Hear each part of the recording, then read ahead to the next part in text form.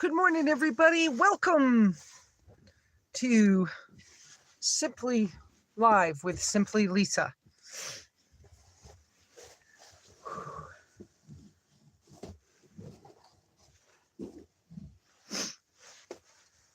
Is that you, Iris? I know you've been waiting for me to come back on.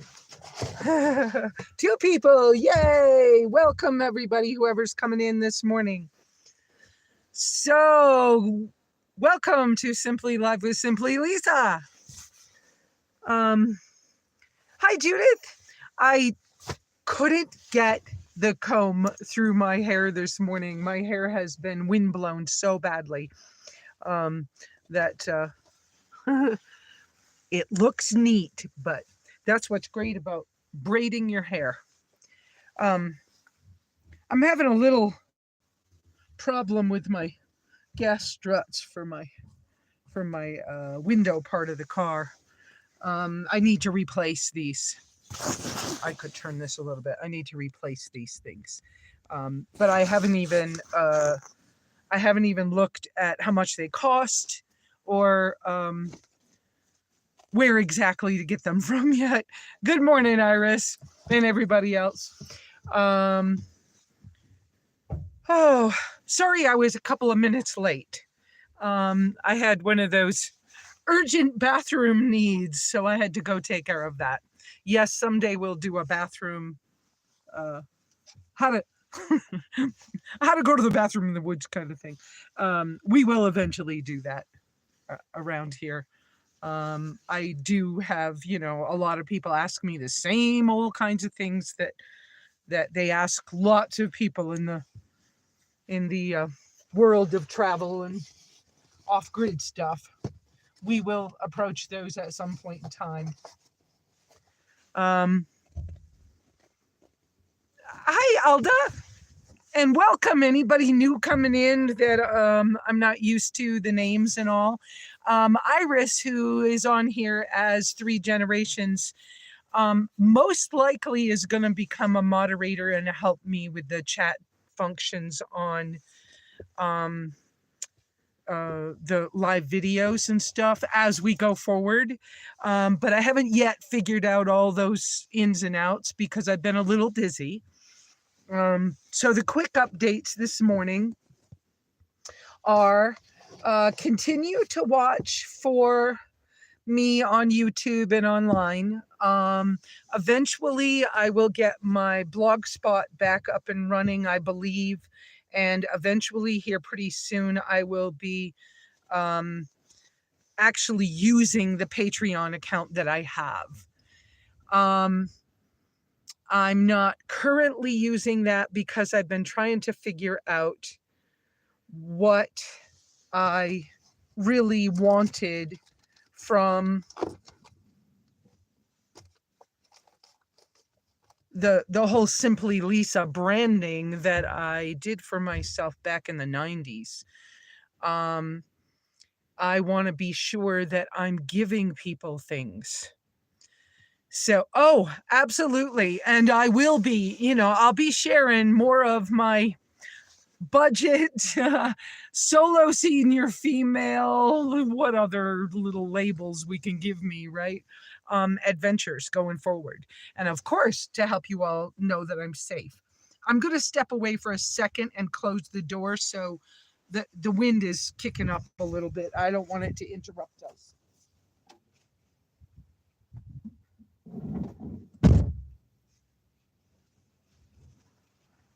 So yes, yes, I had to duck under this. I told the first people on here about my little, I forgot what these are called, gas strut things. Hydraulic lifters need some work. I need new ones.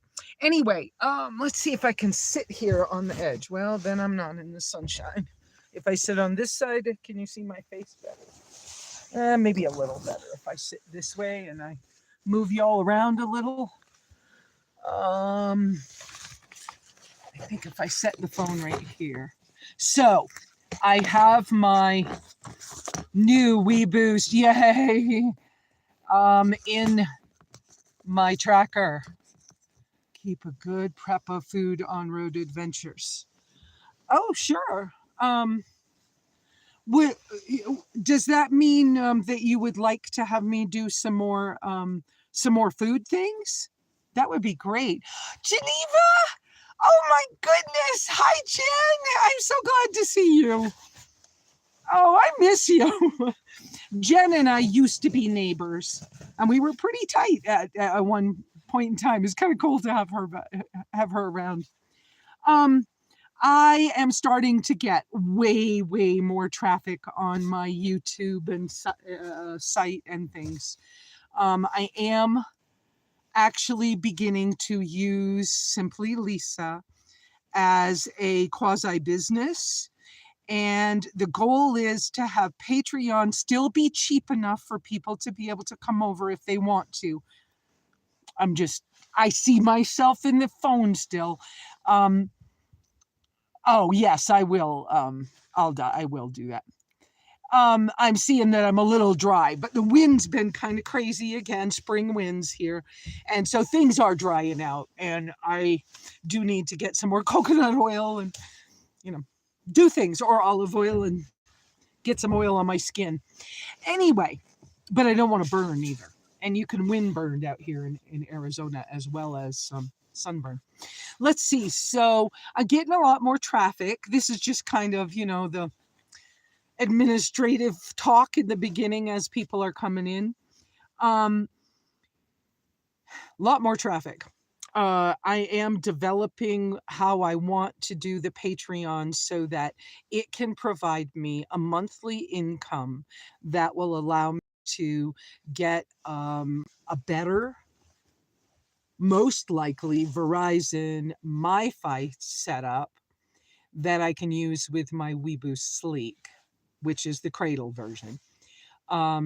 That will allow me to use my computer more, because after finally getting one, it's much easier to do things like editing. And the phone was gonna slide. I saw it starting. Oh, and my fingers all in your face. Okay, there we go. Um, um, so let's see. Yeah, so I'm working out this kind of business plan thing, and I only have a couple of weeks. It's May 1st. And on the 20th, Overland Expo starts in Flagstaff, the 20th through the 24th. I am teaching 3 classes, and I'm facilitating a community, I think they called it roundtable, but discussion of um, overlanding and nomadic travels with a disability or with disabilities. And it's a community thing, but I'm just going to kind of lead the group. There are so many people out there that are organizations that are way more qualified to do this than I am, but they said, we want you, Lesa, please will you do that? In fact, one of the organizers and I have been emailing because Alda, thank you so much. Oh, how cool. All these things are starting to work. Thank you so much.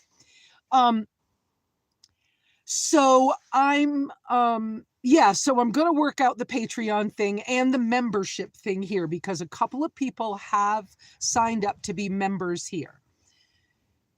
I'm hoping for them to be filmed so that they can be watched. Yes. I don't know exactly how I'm doing that yet, but I'm working on it. Thank you so much, Alda. I really appreciate that. So let's see. Anybody that would like to have me answer a question, please put an uppercase Q or 2 on the when you start to chat. Put that so I can notice in the little list on my phone, because y'all know I'm using my phone right now. When I get the more quasi business plan pulled together, I'll be able to use my computer more at some point. And then the Patreon stuff will kind of be based on, I'd like to have this much income so that I can upgrade, keep my signal upgraded and things of that nature. So I'm going to need at least $100 a month for me to have a Verizon MiFi hotspot so that I can use the computer more often. And then the phone will just be a phone. I'm not going to tell you where I am, but I am in Arizona. I can tell you I am in Arizona in the United States. And I need to be protective of my location. I am an older solo female doing what I do in my off-grid life. I have been sleeping in the tracker for 3 or 4 nights now. I'm becoming more comfortable with it. And this will, in a few minutes, this will roll right into the subject for today, which is about choosing to do vehicle lifestyle as opposed to being forced into it. The first time I came at van dwelling, well, the very first time in 1978, I came at it from, I remembered the hippies being in schoolies and things of that nature. Thank you, Alda, and that was my point. So in 1978, I was in Virginia, and I remembered how the hippies lived in vans and things like that. And it was okay to call them hippies back then. And so my ex-husband didn't like to pay rent, and I didn't like dealing with the landlord coming to the door. So one day I said to him, let's just move into a van, and then we don't have to deal with the landlord since you don't want to pay rent. And I don't mind living an alternative lifestyle. And he went, oh, that's kind of different. Okay, we could do that. And so we did. And he wasn't very good at it. No offense to him or anybody in his family that might see this, but he wasn't good at it. And it was a challenging year. And then, then I was pregnant. And in that time, I kind of just fell into the thing that the ex-husband was telling me that, you can't raise a family out of a van. And I was like, well, why not? I don't understand why we can't.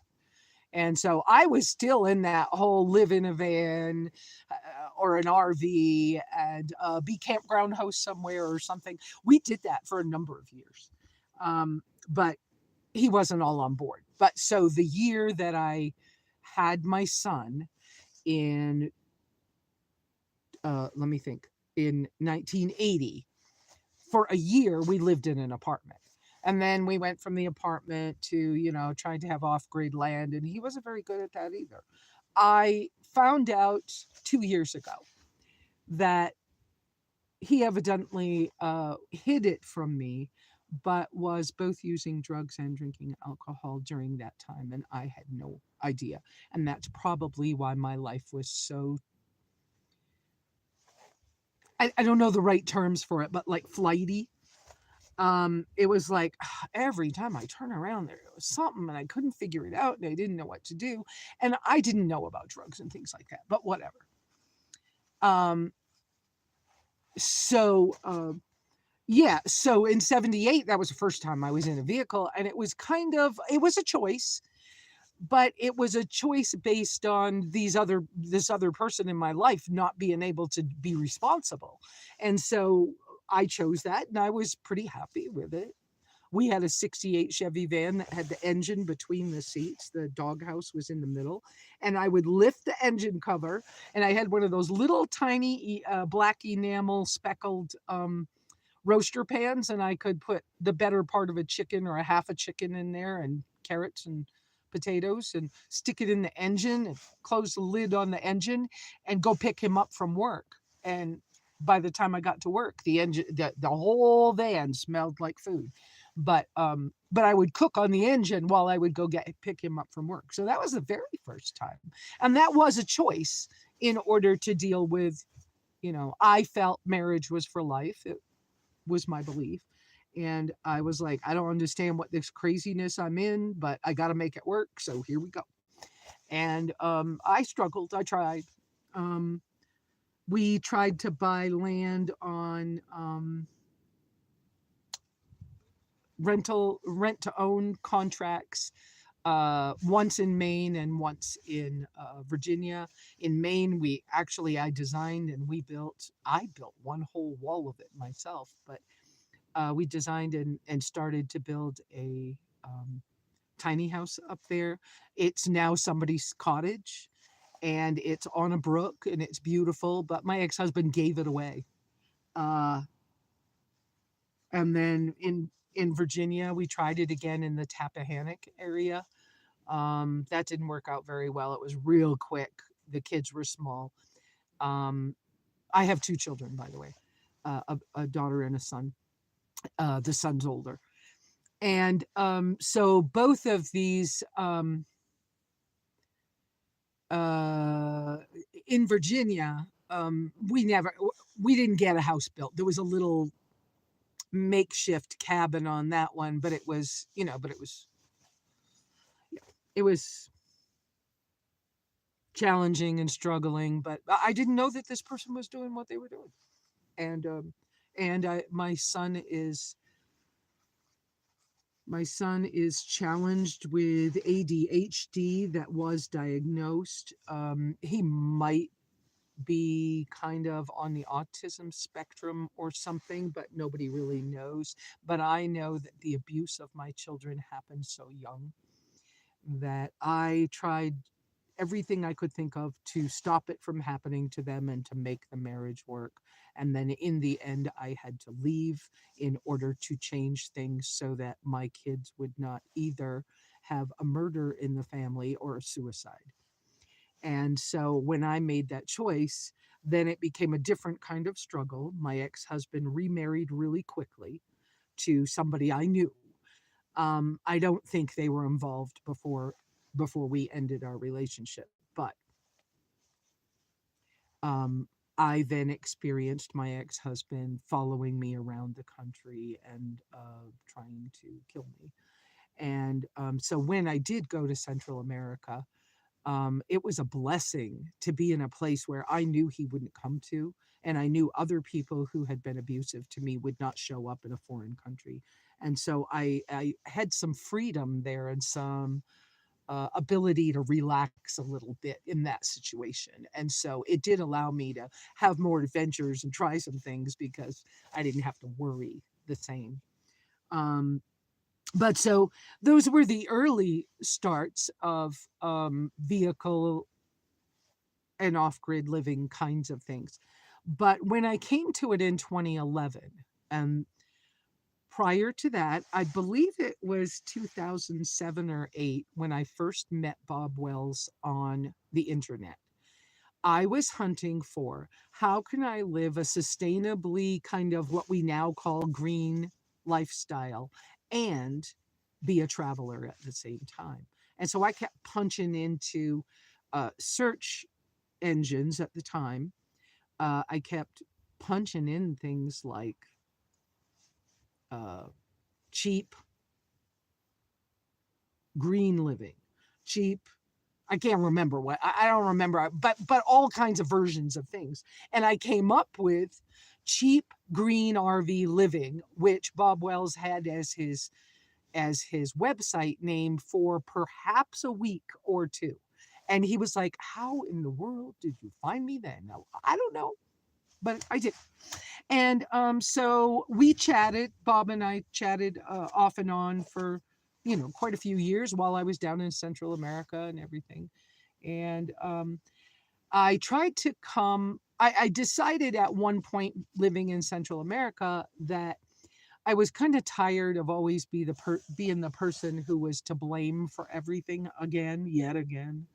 I was kind of I was the scapegoat in my birth family, um, with most likely a narcissistic parent.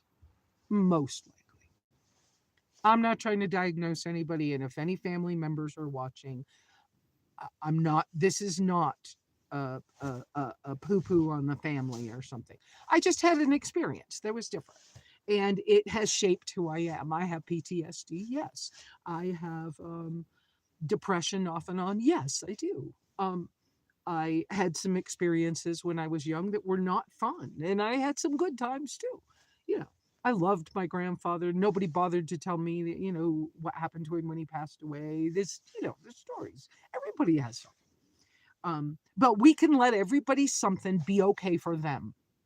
And I think it's important to allow a person to have what they had.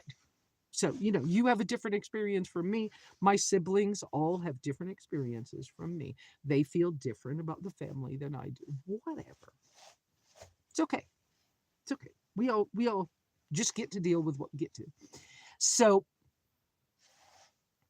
um yeah, and I needed Bob when he was there. I was glad that he could at least talk to me. I never knew if he was real until 2011 when I came back. Yeah. And part of that decision to come back to the States was I'm tired of language me being blamed for everything, and a lot of times it's the gringo's fault she doesn't understand Spanish. Well, I understood a lot of Spanish at that time, and I really wasn't having any trouble understanding, but I was getting blamed for things, and I was just tired. So I was like, I want to go home, but I don't have home. And so, how can I maneuver this? And for a few years prior to that, when I would come back to the States for a, long weekend or 10-day visit, I, I would be discussing with people that I would bump into. I would be discussing my whole thing about, wouldn't it be cool if I could have a tiny house somewhere that when I came back, I could move it over? Like, for example, in Maine, there's a lot of lakes and there's a lot of camp property at lakes. And I was like, it was what I was familiar with. And I was like, wouldn't it be cool if I could have a tiny house somewhere and in it just have a lockbox with my favorite coffee mug and a couple of pieces, some paperwork that was important to me or something. And that I could come back and 3 months out of the year, I could move it over to the lake and enjoy the summer at the lake and then go back to Costa Rica. That was kind of how I was thinking. Well, anyways, that developed, when I came back to the States, I I knew I was going to be homeless. I had no connections. I had lost all the connection with everything. And so I kind of knew I'm going to end up coming back here. I'm going to be homeless. And I've been living out of a backpack for a number of years. And so maybe the easiest thing for me to do is just to hike. The Appalachian Trail was familiar to me from, it being close to where we lived when I was growing up. So I chose to hike on the Appalachian Trail, is what I did. And it rather than to be homeless. I'd never hiked ever. Like, I'd take walks in the woods. Yeah, I didn't consider that hiking, right? I had like no experience. But I so for sure um uh was shocked that my walk in the woods on the Appalachian Trail at one point went straight up a face of a mountain. And oh crap, how am I going to get up there? But that's where the trail goes. Let me go. And so I tightened my backpack close, went up. But anyway, so let me get back to the subject. So the subject is choosing vehicle living as opposed to being forced into it.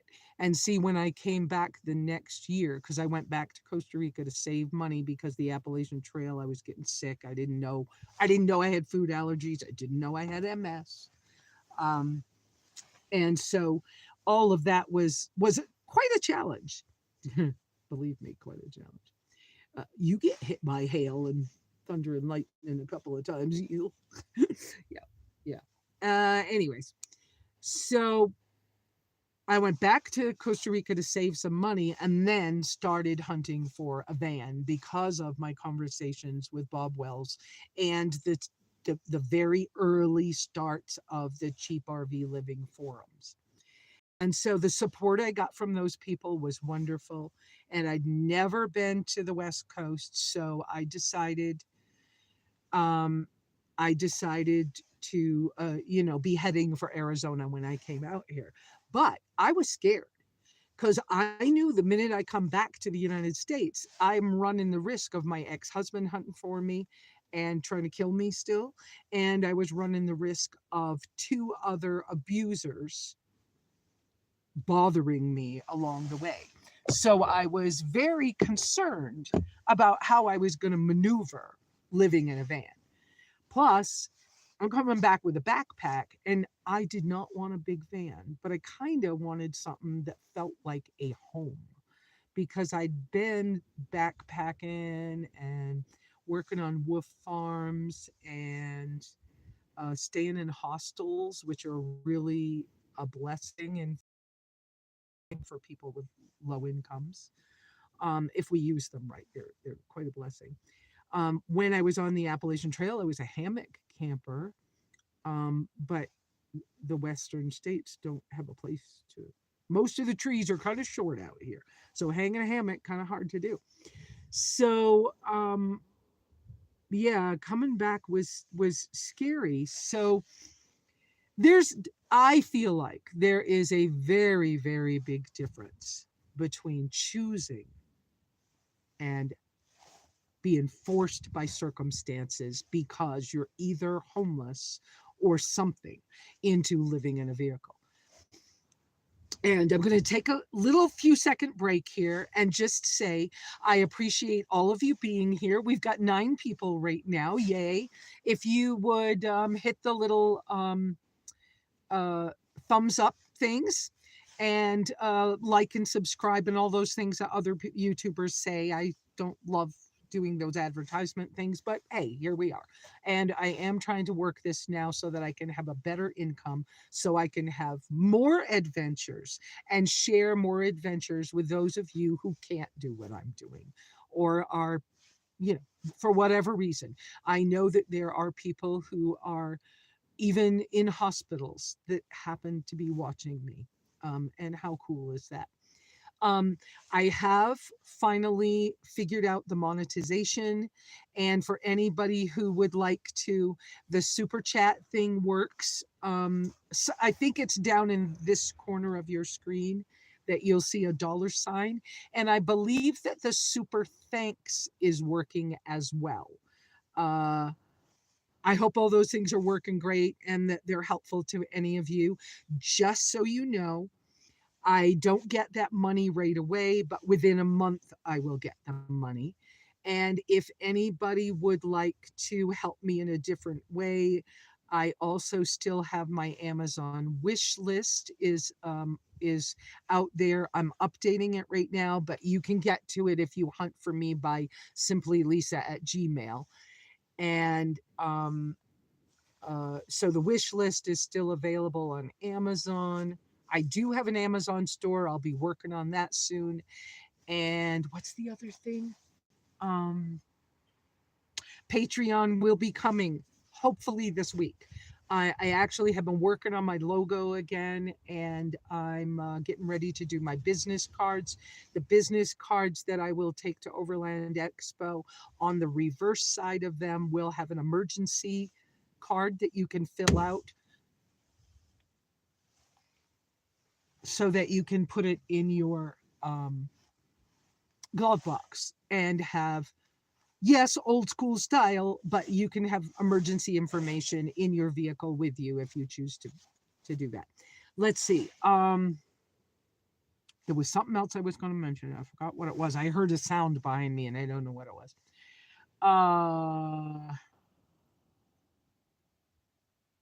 Okay. So I'm going to go back to our subject. How choosing to live in a vehicle as a yeah, and I hope that I am sharing well with people. The fact that it doesn't matter where you came from or what you've been doing, you can choose your life and you can choose to start thinking just a hair different. You don't have to start with a big difference. But if you choose to start thinking about making the things that happen to you, you know, the curveballs that life throws at you or whatever, just kind of finding a way to turn them into an adventure. And if you keep life simple and add travel to what's going on with you. I think that traveling light and often gives us such a different perspective. You don't have to do it the way I do it. You don't have to make it your all the way, 24/7 lifestyle to get the benefit from traveling and being out in nature.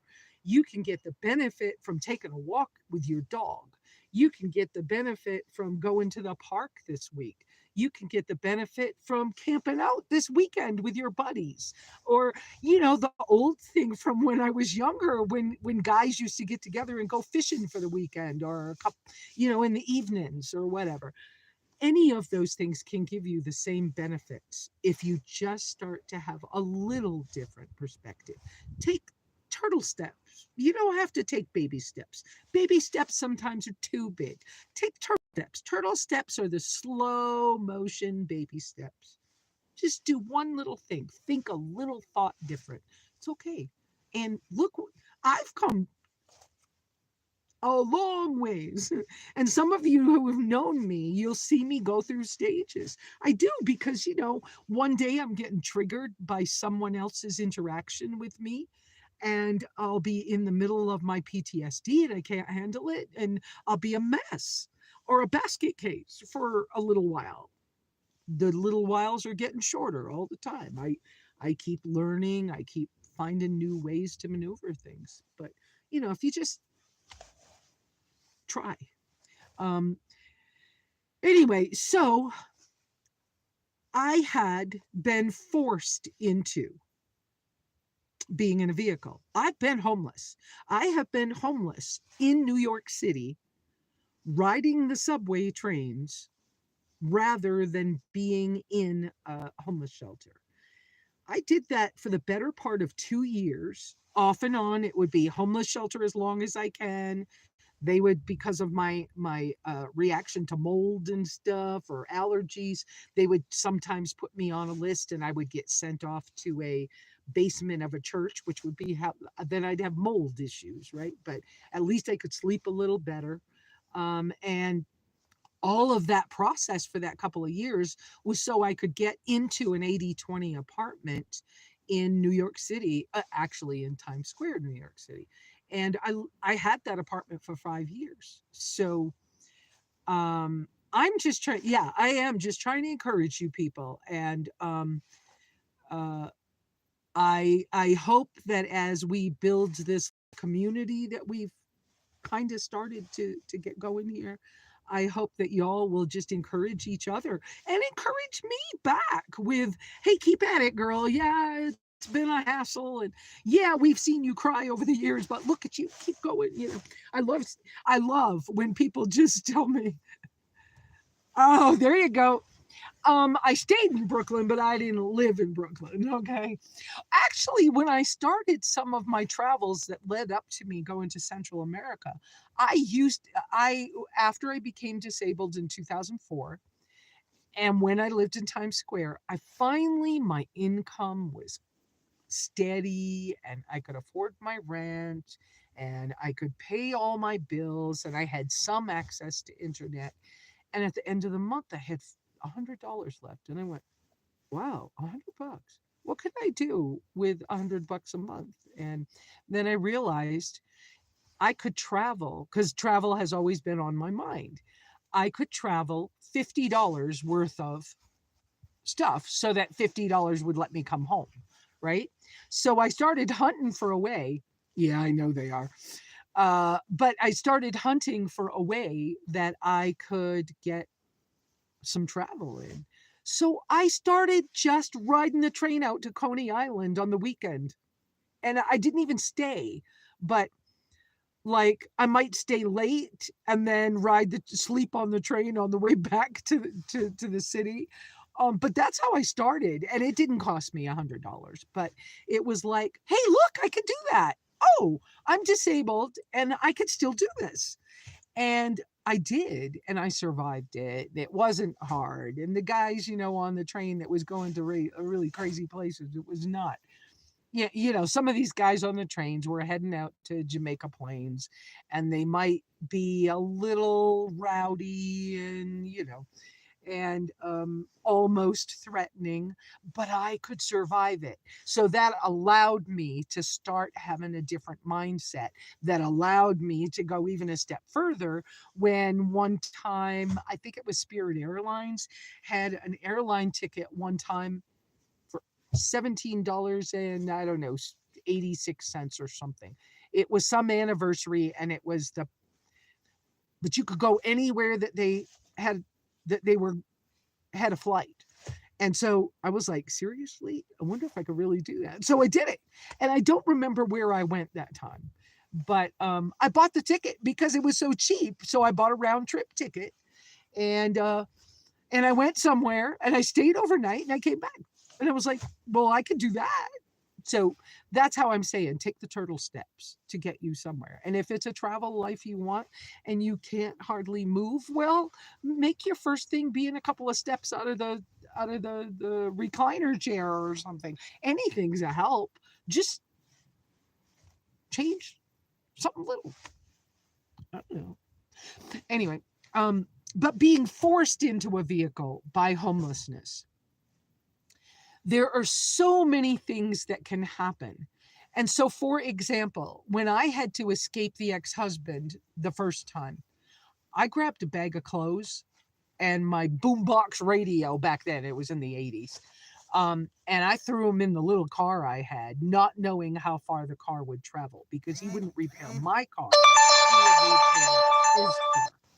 I forgot to turn the sound off on my phone. I apologize. Um, anyway, and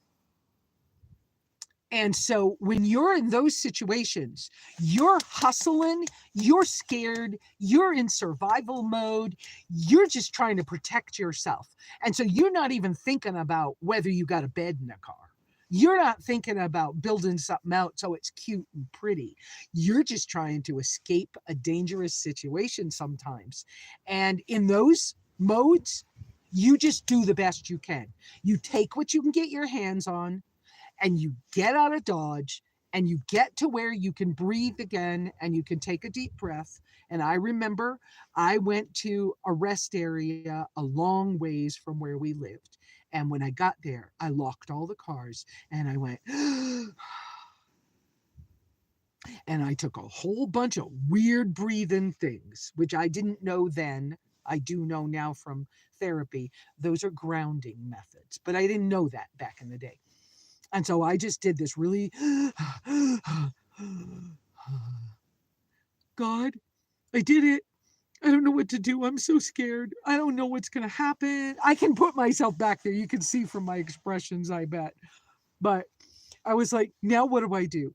Okay, it's late. It's dark. I need some rest. Okay, I'm going to drive a little further and find somewhere where I can sleep. I don't know where I can sleep. I know what to do. I'm going to a grocery store that's open all night. And I'll park where the employees park if I can figure it out. And so that's what I did that first night. You're that kind of in survival mode that you've just got to do the best you can. And as I recall, it was cold that night. The clothes I brought, I didn't even know what I had grabbed. I didn't think to grab a pillow or a blanket. I didn't think, you know. So I laid the seat back the best I could. It was a Datsun. What was it? B10 or something? I don't remember, but it was a Datsun car. And I was like, what's going to happen if I can't keep the car running? I don't know. I don't have any money. I don't know what I'm going to do because this is not going to go well. And so I just did the best I could. And then the next day the car broke down and I'm underneath the car and I don't know anything about mechanics and I'm trying to figure it out. So some of my advice to somebody in that situation is to please remember, now there, in the 80s it wasn't like this, but now there are agencies that can help you in the world. There are domestic violence shelters, there are homeless shelters, there are Catholic Charities people, there are St. Vincent de Paul people, Often, if you go to a thrift store, they're connected with something and you might be able to get help or a list of agencies for help. And so food banks, became like super important. But let me tell you this, if you're in one of those emergency have to situations, just know it's possible people have gone there before you. I got you back. I can't do for you because I don't have any more income than most of you do. And I have lived on $250 a month. Absolutely, for real. Um, but what you're going to have to deal with in those situations is different from someone choosing what they're now calling van life or choosing to live in your car. It's a different thing because you're surviving, you're in survival mode. There's a whole different thought thing going through your brain, and it's okay. It's absolutely fine. And you might get out here and get comfortable and you might relax and you might choose to stay doing it and you might not. You might need breaks from it along the way. But one of the things in your budgeting in the beginning is know that you're going to be able to find help to get clothes, blankets, and food. Those things people will give you, agencies will give you, and you won't have much trouble getting those. But you're going to have trouble getting gas for your car, and you're going to have trouble fixing mechanical issues in your car. So when you get income or when you get somebody gifting you money or whatever, you get a job, put the money into the vehicle first. Do the maintenance. Do the maintenance before it needs it. Check your tires and make sure they're going to go where you need it to go. Do your maintenance first. When you're given the opportunity to get things from people, beg them for camping gear because it will last you longer and it will provide you a little better protection than everyday items that you're used to. So accept the camping gear as people give it to you. One year, somebody gave me a sleeping bag. I probably had that thing for 5 years. Okay. But blankets, they tear, they get holes in them from a campfire. Things happen as you go along in an off-grid lifestyle. But you'll have changes. Don't worry about that it's not the most beautiful if you're in survival mode. When you can find something beautiful that jazzes your soul, bring it into your space. Even if your space, okay, my space at times has been a backpack. And I'm telling you, even in my backpack, there's room for something that jazzed my soul.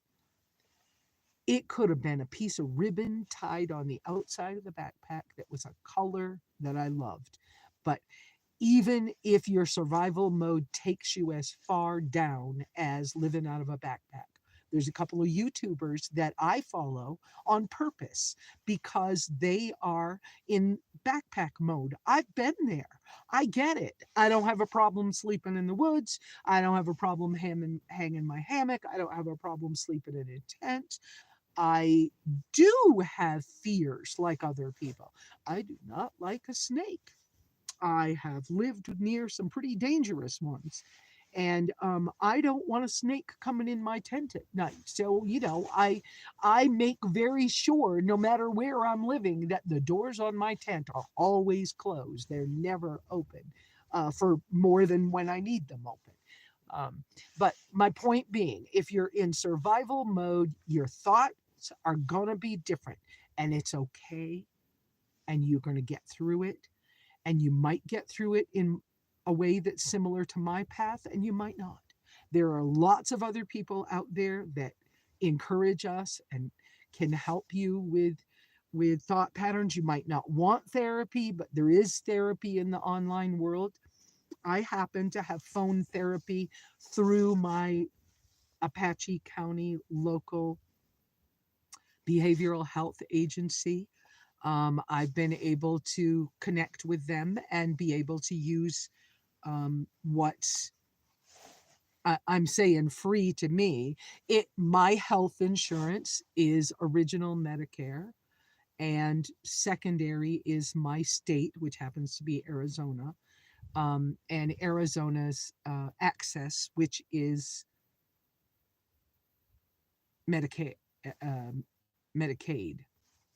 The state thing is called Medicaid, and the federal program is called Medicare. And so I have the combination of those two, and it allows me to go anywhere and use services. I also am low enough income that I qualify for the services that are provided through the Social Security MAO office. And that helps to pay premiums and copays and things of that nature. Um, that being said, not everyone who's in a survival mode is going to have those services set up. As far as I understand at this time, I do not believe that you can travel very far with SSI. I happen to be on actual Social Security disability. I have SSDI.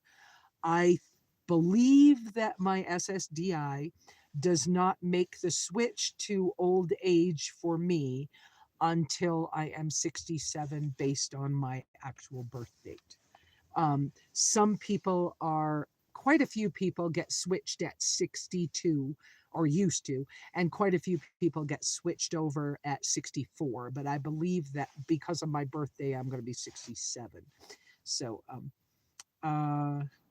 okay. The difference is I'm, you know, bringing myself back to focus here a little bit. So the differences between being forced into vehicle living, you're often in survival mode. And I hope that the little bit of tips that I'm sharing along the way can help you understand some of what to do if you're in a situation like that. And the other thing is that now that I am no longer in a dangerous situation, and after I was blessed with the opportunity to buy this piece of land, which is rural, rural, off-grid, undeveloped land in an area that is so rural it will never, in my lifetime, ever get any kind of services to be more on grid. There won't be power. There won't be, there's never going to be like sewer systems and water bills and things of that nature unless you're really close to town. And I'm not. So I was blessed to be able to afford this piece of property by someone who knew me and someone who had traveled in a vehicle for a number of years. And I can never thank that person enough. I will do anything to protect that person as best I can along the way. And we still communicate and are friends, of course, and we are neighbors here. He actually split the piece of property that he had so that I could buy a piece.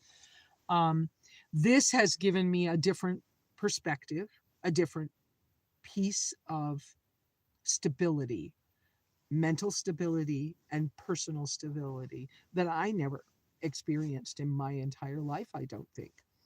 Um, and then when I was able to build what I've been calling studio, it's basically a cabin. It's a shed built by the local county's non-permitted shed rules. That's what it is. Um, I'm artistic, so I make it look good. I like aesthetics. I want it to look good. So I did. It's not perfect. I was blessed to have a neighbor help me build it. The interaction with that neighbor did not go well for me.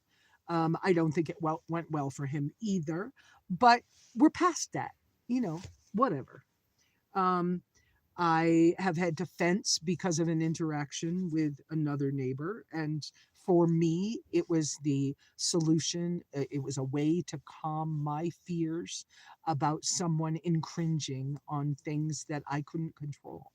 And so I spent the extra money, and it helps me to feel a little more secure on my own piece of property. It also helps, with the free range cattle a little bit and stuff of that nature.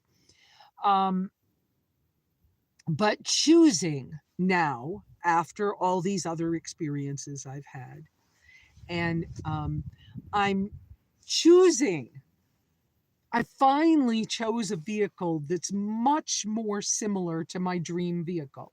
And so, no offense to any Jeep people out here, but my Tracker's a mini Jeep. Sorry.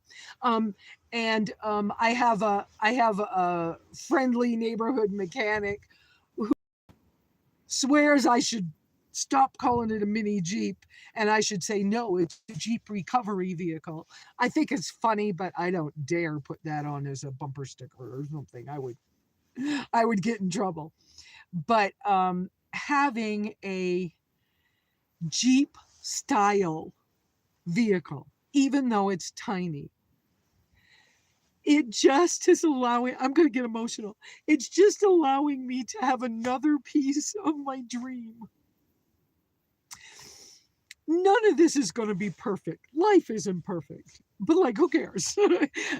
I love the character in Wrinkles. I love the character in a handmade piece of pottery. I love the character in rustic food. I love the character in life. And so I'm so blessed to have been able to have mechanics support me as I chose which vehicle to hunt for and find, and then to have friends who supported me along the way as I said, if I can figure out how to sleep in it, I'm going to do that first. And then, second, I want to add to it options that will allow me to have even more of the life that I know jazzes my soul. And there's some things in the world I want to see. I've never been to Baja. I can't afford to go there today.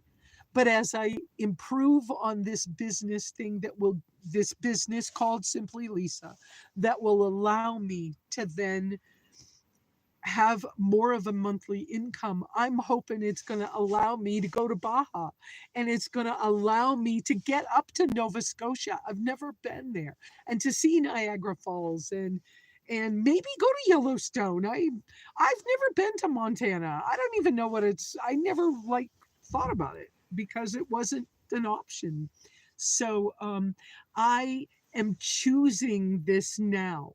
And I'm also choosing to keep the property and to keep the building and to share as much of the stuff I've learned along the way and encourage other people and answer questions. And yes, at some point, teach you all how to poop in the woods the way I do. I mean, there's lots of ways to do it. And, I just realized lately that I've been a full-time off-grid camper. I have been full-time camping more of my life than anything else. And I have been more often off-grid, more years off-grid than most of the people I know who dabble in it, right? I dabble in adventures. I loved my time hiking on the Appalachian Trail. I hated parts of it too, because there's always a love-hate relationship. There's give and take and everything. And for those of you who have known me a long time, Jen, you're going to love this one. I allowed my therapist to help me to buy a C12 Alpacool refrigerator. It's installed inside my Tracker. And it works. It's empty right now. I still have to learn how to use this. I have lived 25, 30 years mostly without a refrigerator. And my way works pretty good. But I also, just like most everyone else in the country, at least in Arizona, I should say in Arizona, because I got my official Arizona letter. I now, I no longer get the $200 worth of COVID food stamps. And, darn, they got us used to that extra $200.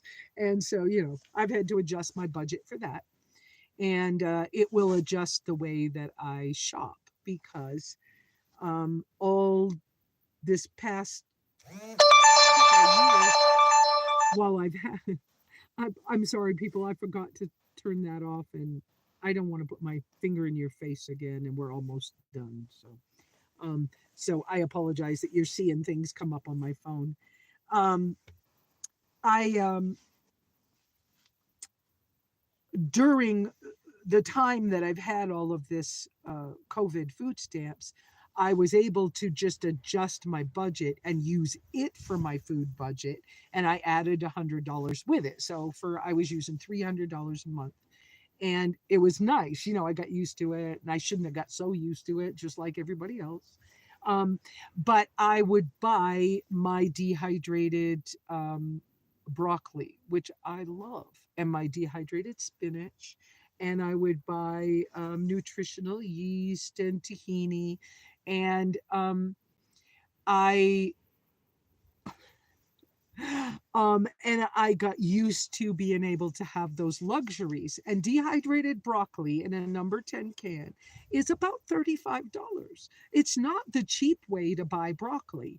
And so that's part of the decision to go ahead and get a refrigerator, because I do need now to back off and have those as the stored foods on the property, and bring a little with me under the bed for when I'm having a little glitch.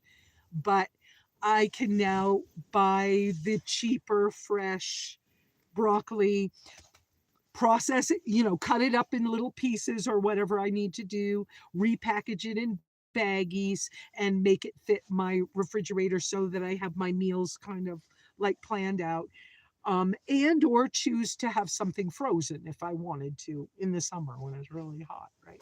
And this way I can manage my my food budget that now is back as my own responsibility. I do get $44 in food stamps, um, which is based on your spending habits and whatever else. And because I don't pay rent, you know, I don't get what the average person gets because my overhead's so low. But I am still paying a construction loan off on the. Sorry,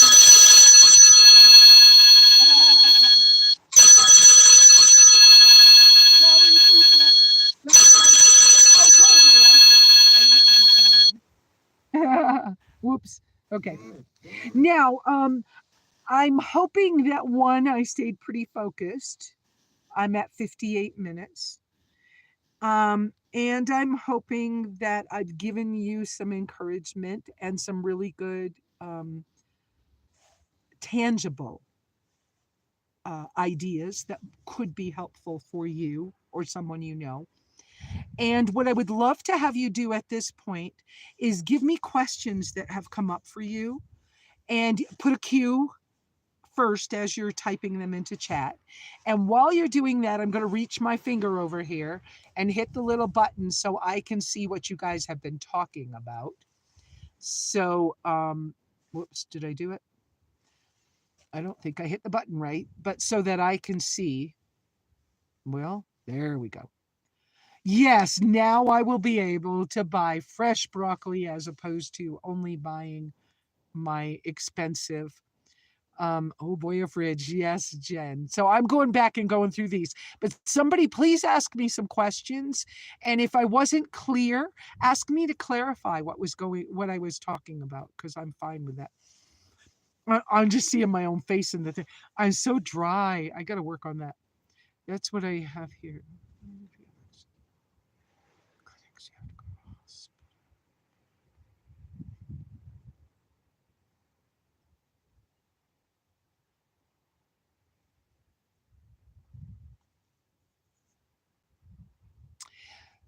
Iris, I want to talk about the vehicle problems in a minute, okay?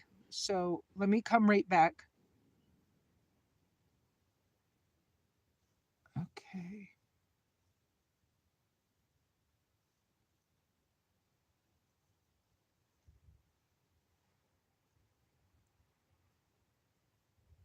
I know I'm scrolling.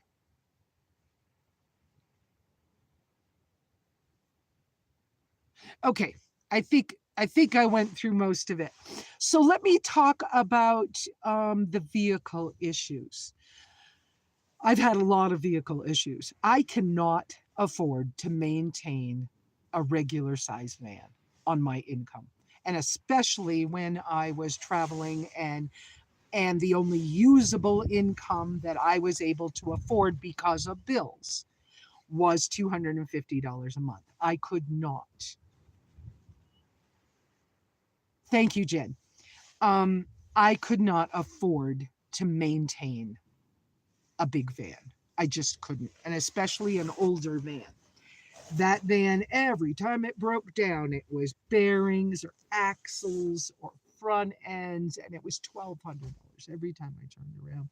And I was blessed to be traveling near some people who had a different kind of income. And they actually helped to pay for some things for me, but I paid them back completely because I didn't want to owe somebody. I didn't want to I didn't I didn't want to carry myself that way. I didn't want to be that person that's always so needy that you always got to help me. I mean, I appreciated it, but I just didn't want to be there. So, um, guys, I appreciate you being here. I appreciate you sticking around and listening. I appreciate the thumbs up. I appreciate the chats and the questions. Please send more questions because I'll stick around with you for up to another half hour, between 15 minutes and a half hour. I'm willing to give you another that much. I've got super chats are available and super thanks are available, I believe, as well. Um, let's see. So, um, but on the vehicle thing, yes, if you're traveling with other people, sometimes that's helpful. Sometimes it's not helpful at all because there's large groups of us that get together and we're all poor. So, yeah, and when I started, the first RTRs I went to, we were all basically a bunch of homeless people living in vans. I don't mean that as a slight or a derogatory term, but that was the truth back then. Many of us, that was the case. And in fact, even Bob Wells, when he was talking about things, his early days, it was about he uh, he he was going through a divorce and he couldn't afford an apartment, and so it was a basically the similar kind of situation.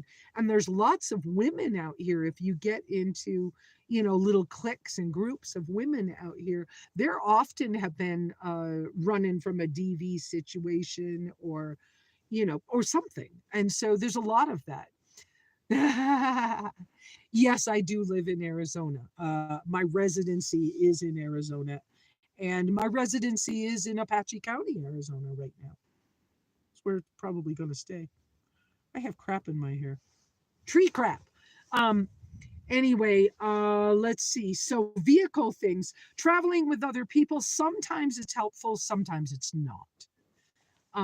The best thing I can give for advice on that is if you're starting out and you're in a homeless situation, do your best to put money into repairs on the vehicle first, and then get your food and clothes and blankets and things from agencies that can give them to you. Ask at each agency situation whether they can help you with gas money. Occasionally, they can give you a card with $10 for gas or something like that. I've had that happen in the past.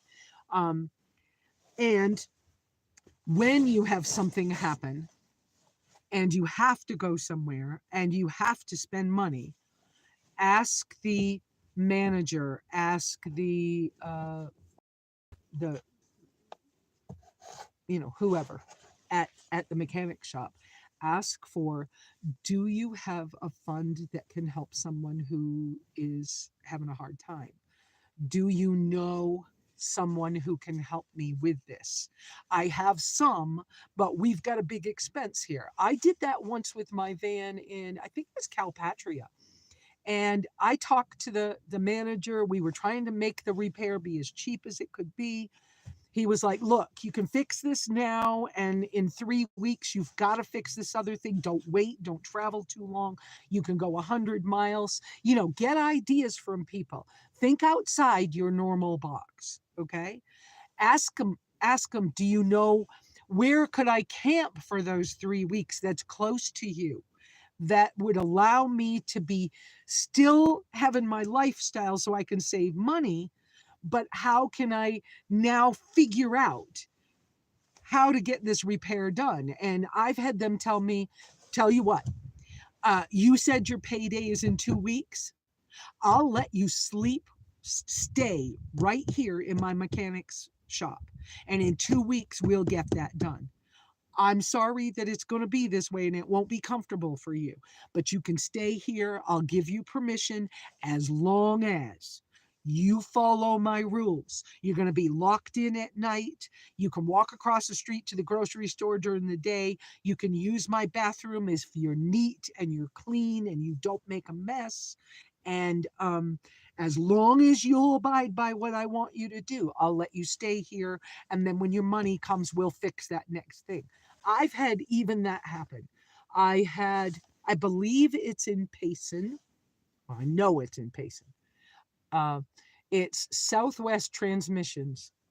The guy let me stay parked on the street in front of his business for a month while we worked on a really big, horrible problem that I didn't have enough money for. And he did a little bit, and then the next week he did a little bit more. And part of it was because we both have a spiritual belief. And even though our spiritual beliefs were different, I said to him, I am a believer. Can we find maybe a church that might be able to help me? And he said, well, hold up. I'm one of the deacons in my church. So let's talk a little bit the next break I'm taking. On coffee break, I'll come. Let's sit and talk a little bit and let's see how I feel about your beliefs. And we agreed that we don't agree on everything. And I didn't want to go to his church, but he was like, I'm going to spend some of the tithe money that I normally spend from my business to send to the church that I deal with. He goes, I'm going to spend some of that to help you. But since you're self-responsible, people stick that idea about being radically independent. Stick that in your brain. This is not somebody else's job to take care of you. It's your job to take care of you. And so you be as radically independent as you can. And when you know yourself well enough and you know your budget well enough, you can say to the person, look, I'm not joking about the fact that I've only got $50 in my bank account. I know that I can give you 25 of that and I can be okay. But that's what I'm seriously only dealing with. If you can be that kind of honest with someone, they know whether you're being honest or not. And oftentimes, if you're a believer and they're a believer of something, I've had Muslim people help me because we both believed in something and I didn't care that their belief was different from mine. Because I can accept that they believe something and they want to live their beliefs. I believe in something and I want to live mine. If we can come to that middle ground space, right? And that middle ground space is we have a belief and we're trying to be the best people we can.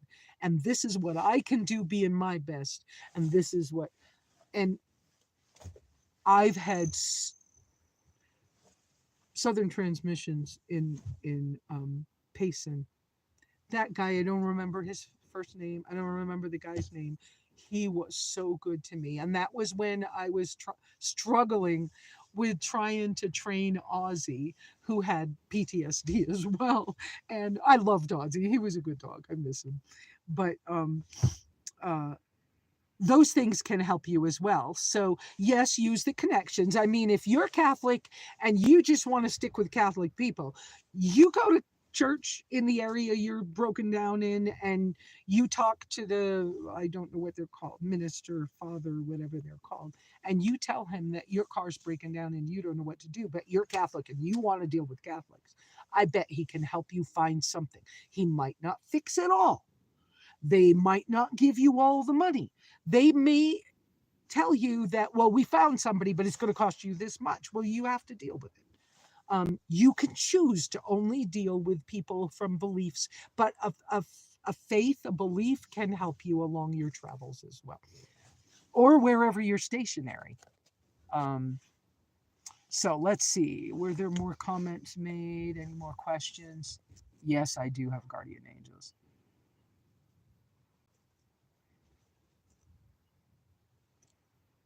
Okay, so I think I've kind of given y'all.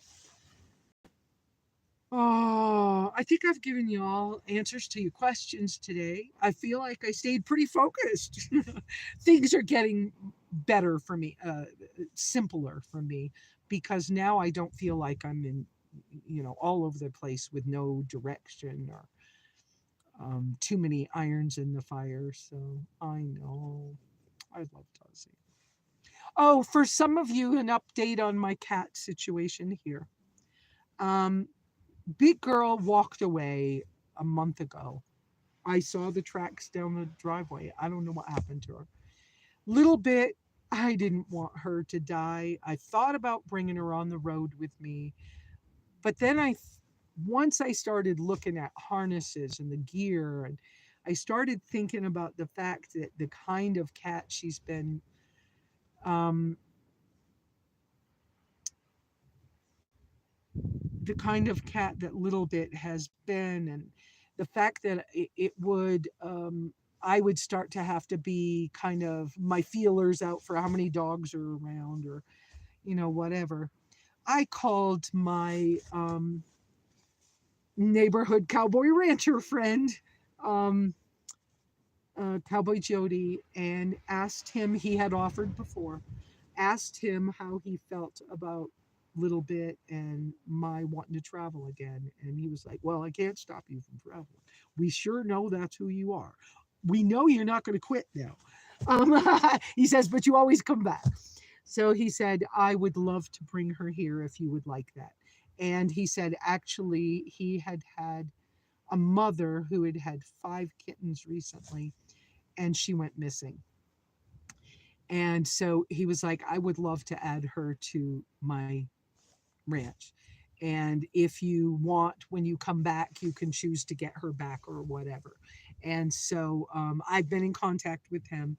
I his truck didn't work, so I had to go get him, and we came over here, and he had coffee with me, and then we took Little Bit over to his place, and I sat with Little Bit in a crate and the kittens all around her and her scaredness and everything. And then she remembered him because he used to feed the cats when I would be gone. And so I've had news that she's doing fine over at the ranch, and that she and the kittens are getting along wonderfully. So I feel real good about that. And I'll be able to be more relaxed and more myself. So I'm doing that. And we are winding down. I saw something else. What did you ask just then? Let's see. Oh, the dog is great. Yeah, I'd rather have a dog to travel with, but I don't think I want one right now. How do I deal with family that don't want me to live in a vehicle? Well, I don't have a family connection per se. I want to say I don't have a family connection at all, but I could talk to my nephew who helped me with the cottage cabin studio. Uh, but I don't, we don't communicate much. My son, we don't communicate much either. We've texted this year. Um, and my daughter, I have hardly any communication with them. I've had a couple of really rough run-ins with them years ago when I went to the East Coast years ago. They were really horrible situations, like them showing. talking to me or texting with me or calling with me, telling me they can't wait to see me. And the minute they see me, they're like, I don't want anything to do with you. You're a damn homeless lady in a vehicle, and that's horrible. And I'd be like, okay, uh, you know, it's just like other things in life, I believe. You got to set your boundaries somewhere. And sometimes your boundaries don't have to be spoken ones. They have to be the boundaries that keep you safe in your everyday life. And so, by the way, I love this book called Boundaries by, I think it's Henry Cloud. And he helped write another one that was Safe People. I think they're great books. Um, but I think the best thing you can do is have yourself an idea about if somebody is not welcoming to you, how much effort, time, and energy you're going to give them, and then find find a way to process or to plan ahead for what you would do. So, for example, if I ran into people again who were like, "Oh, you're horrible," and you're ugly, but I needed to have a connection with them, I would probably park my car on the other side of the parking lot and meet them somewhere for coffee. Yeah, go to some restaurant mall situation where nobody has to know what your vehicle looks like, even if they know that you have it, right? So that you're not triggering them by your lifestyle, which is probably what the case is more than anything else. And so I would just not talk to them about those things. Keep when you're having a conversation, kind of corral the conversation away from that. You When I say corral, it's like leading horses or cattle. What you do is you build the fence or the gate for them to go in, and you funnel them the way you want it to go. Use the same thought process as that. Build your boundary wall and stick to it. Okay. Now, I had a situation the other day with a neighbor. Nope. And they didn't tell me that they wanted to come to visit me. And I hadn't had any communication with them in a while. And they just showed up in my driveway in their vehicle. And I knew that we'd had a negative interaction and I did not want them here. So when they started to talk to me, I said, I'm very uncomfortable with you being on my property and in my space. Well, they kept talking and talking. I'm like, I just kept repeating, I'm very uncomfortable with you being in my space. And I didn't want to escalate the situation. But you see that I'm building a boundary with this person. I'm uncomfortable with you in my space. And when they finally said, you've said that a bunch of times, does that mean you want me to go? That would be nice, was my reply. Okay. Because I don't want to escalate it. So it coming out of their mouth, then it's their idea that they're going to leave. And I haven't pushed them, which could escalate the situation. So I funneled that person into leaving my property, and they probably won't come back. And that was what I needed to happen for me, because I needed to keep me and my property safe for me. I don't care why. That person triggers me for some reason, and I don't care why. If they text me and say, I really need to talk to you, I will arrange to meet them somewhere public. That's a whole different situation. But I don't see a reason for that. And in case the person who walked up here the other day is listening, because I know they watch my videos, I'm not talking about you. Just so that that's clear. Okay, I'm checking messages again. Yes, they finally got it. Yeah, that's how I deal with some things. Um, Can you tell us about your 12-volt blender? Oh, I could. Yes. Let me go back here. Cats are not good. Yeah, I don't know. Jen has had cats as road pets, and I decided that it wasn't the best thing for me because, even when I had a dog, it changed who I was. I don't need that. I can borrow my friends' dogs when I'm on the road. I get lots of doggy love on the road. Okay, so the next question is, tell me about the 12-volt blender. So, oh, Shane, I didn't even realize you were here. Hi, Shane. The 12-volt blender that I had, Shane, the first one that I did a review for Bob Wells on a 12-volt blender. And I had told him that I wanted one that was glass. There was a reason at the time. And so he bought 2 blenders without asking me which one. I had picked out a couple that I was planning to buy at some time in the future, and I never bought them. And so he just picked out 2 random things, bought them, and he said, well, here's one, it's glass, so I'm giving that one to you. And, and if you want to keep it afterwards, that's the way Bob does some of his reviews. So, or in the past, I'm assuming he still does that stuff. Anyway, so I reviewed that for him, and I made almond milk in it, and it worked. It only had the 4 blades in it. Recharged great.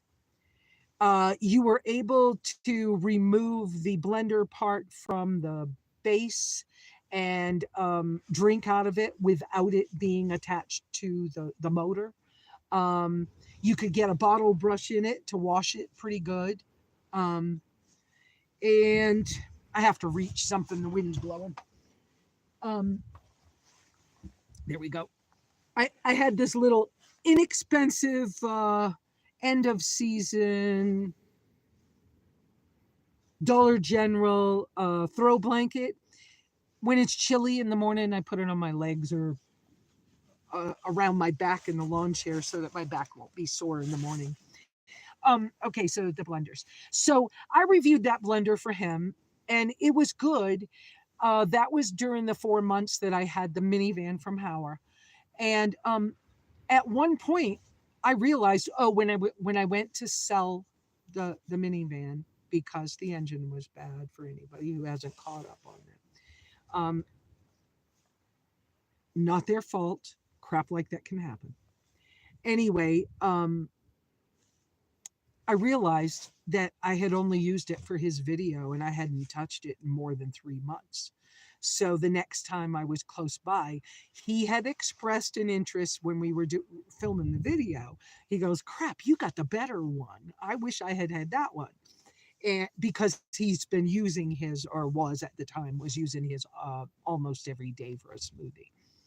And so when I realized I hadn't touched it in 3 months, I found Bob and I said, Bob, you wanted this and I haven't touched it in 3 months. He goes, no, keep it. I was like, no, I'm enough of a minimalist. If I don't touch it in 3 months, I probably don't need it. So I gave it back to him. That one did work and it was fine. So if you go back to his videos, you want that one, go for it. I since then repurchased the Vortex hand crank blender. Again, it's larger. It only has 4 blades as well. I can't get it to blend as, what's the word I want? It doesn't chop things up as fine as I would like it. So I have that. It crushes ice. Yes, you could make a margarita in it, in a frozen margarita in it, just perfectly. It makes really great icy coffee drinks. So it's going to stay here at the property in the studio. And when somebody comes to visit, it will be here. We can use it here. You have to, because it's hand crank, you have to like attach it to the base of a table so it won't move. And then recently I bought a different 12-volt blender because I wanted one again, and I was actually hoping I was going to actually use it more. I might leave it at home again. I haven't decided, but it's the one I have now has 6 blades instead of 4. So it can chop finer and it works really well. The two things about it that I don't love. So when you choose one, I think they're great. The batteries stay charged for a long time. You can actually charge a cell phone from them because the battery pack has enough power. But the two things I don't like about the one I currently have is that I cannot remove the glass. Well, it's plastic, but I can't remove the blender jar from the base for drinking out of it. So you have to pick up the whole thing, which has the motor, to drink out of it or pour it in something else. I don't like that. I would like it to separate. I am glad I got this 6 blades because it does a better job of chopping things. And so it's a finer blend. Um, what was the other thing I don't like about it? I can't remove the base. Okay, I forgot. Oh, the cap for drinking out of, it doesn't have like a drink hole in the top, like with a flip lid drink hole in it. So you have to drink with your lips are touching the the screw part of the screw on lid. And they're minor. So that one works. It works great. I've even made millet. I've ground millet into a flour with it. And I have a hand crank grain grinder that I prefer when I'm here on the property. So I may, hadn't decided yet, but I may take the little blender I have with me on the road because it's rechargeable and I can grind the millet so that I can make like flatbreads or grind. It doesn't do a real fine grind, but it'll grind it enough, break it up enough so I can use it for making like a flatbread or um, a little finer grind flax seeds. It doesn't do a real good job of flax seeds, but I can use it for something. So it is a good piece. Thank you for asking that, camera. I mean, Shane. Any more questions? Somebody, I've had a couple of conversations on Discord in the Nomad chapters. Discord, you're welcome, Shane. In the Nomad chapters Discord website. I don't think website's the right term, but anyways. I've had a couple of conversations lately about hammock camping and about, so we'll do that someday, and about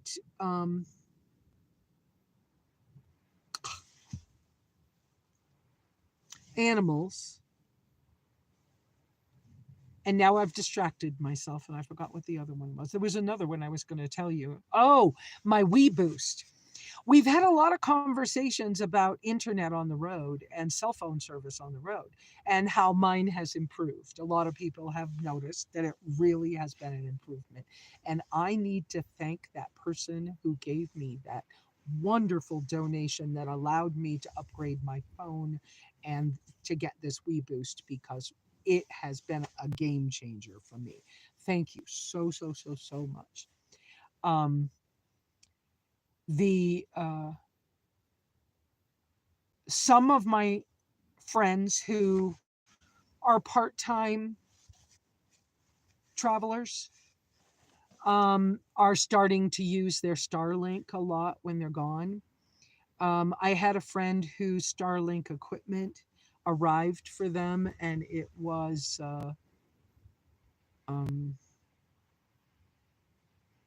not damaged. What's the word I want? It was not, the equipment was bad. And it took quite a while for them, maybe a month or more, for them to figure out and get Starlink to understand that the equipment they were sent was defective. And once they understood, they replaced her equipment.